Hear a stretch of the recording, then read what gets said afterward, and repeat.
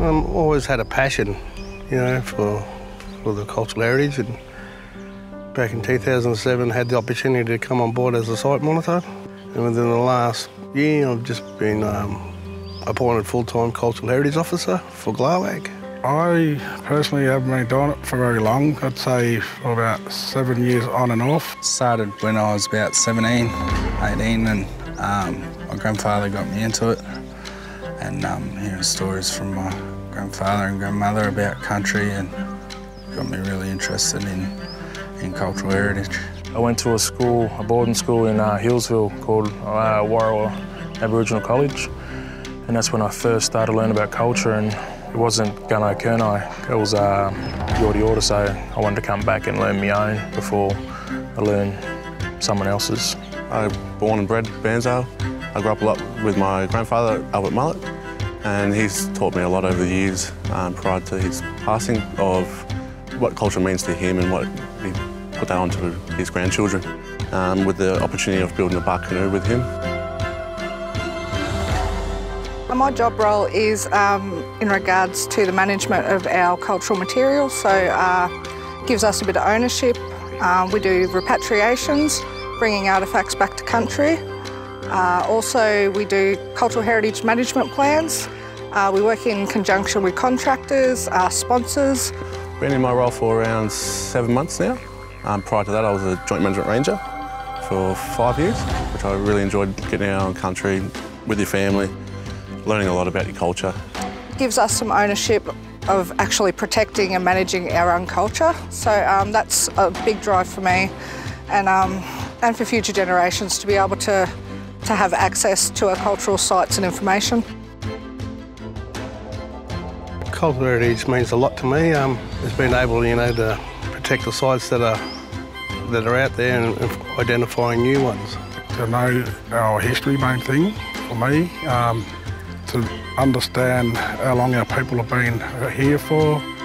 What our ancestors done back then and what paths they walked. It means passing on knowledge to our children, to community, both Indigenous and non-Indigenous, education. Cultural heritage means to me is history of our people through thousands of years, and learning how they travelled, their travel routes through the country, and knowing how they lived day to day is really quite fascinating in how they did so.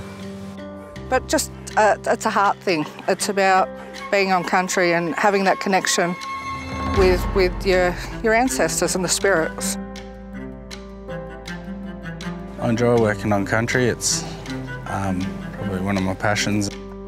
Being on country, I think that's the biggest high for me. Protecting cultural sites that are significant and knowing the ones that are out there and being able to go and make sure they're still, all protected and there's nothing happening or damaged. Part of my job I enjoy the most is definitely working out on country, working with the community and with your family and learning all the history.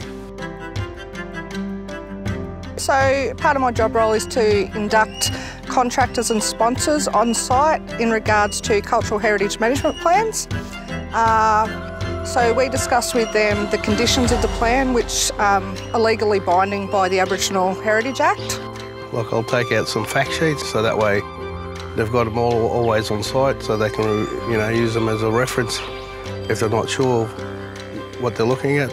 We also stipulate the conditions which they need to abide by and also the penalties if they don't. And making sure that they're not going to damage any cultural material.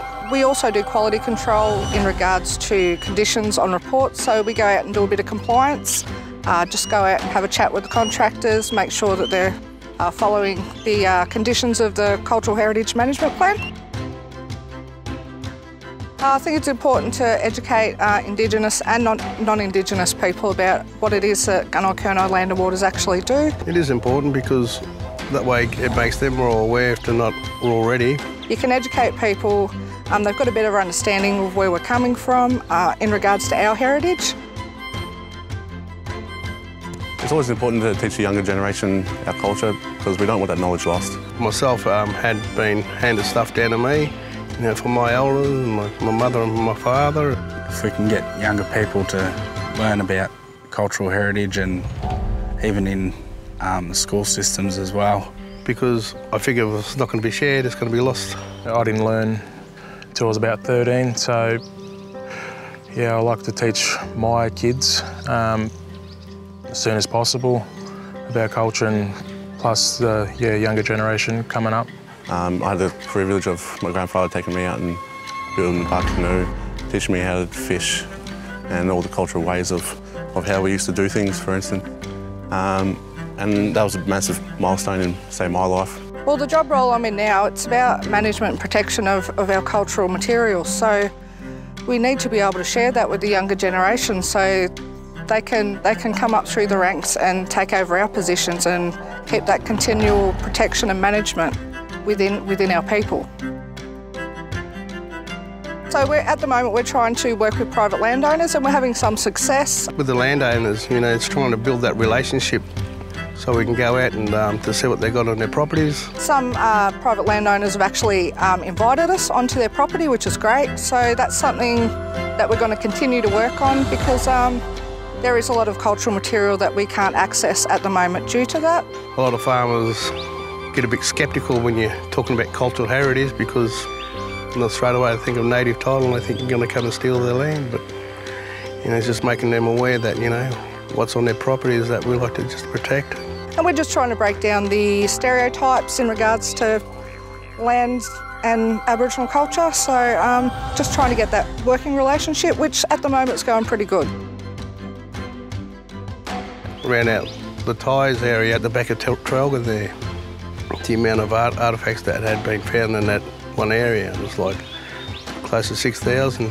Just going there to do the repatriation for them, it's just like, wow, you know, you figure, well, old people would have sat there because the river's just there and a bit of a hill up on top, so yeah. I've actually myself had found a spearhead, so that was interesting for myself. I still get a buzz off that now, and I can still remember that from the first time I did find it. Found a couple of earth ovens and I was blown away. 2 axe heads. The most memorable job, I think they're all memorable. There's always something new every time you're out on the field.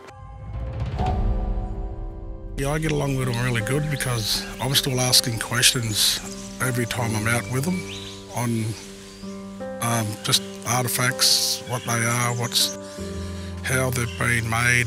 Sharing each other's knowledge, I reckon it's good. I think they learn a lot by having the traditional owners out on site. We've recently had an MOU with Monash University and we've done studies on a cave site which we've actually dated to 25,000 years old. Sort of goosebumps, and just it's hard to even put into words or think how our ancestors would have been back then. It shows that we've occupied that space and there's still cultural material there from 25,000 years ago. I get goosebumps every time I'm out there working, and still today I get that same feeling. That feeling, I don't think you can describe that feeling to anyone else. I'm thinking about the last ancestor who had it in their hands, the last person who had it in their hands, and thinking about what was it like back then. I think we have a rich heritage down here in Gippsland and a lot of untold stories that can be passed on. Cultural heritage is important for a number of reasons, to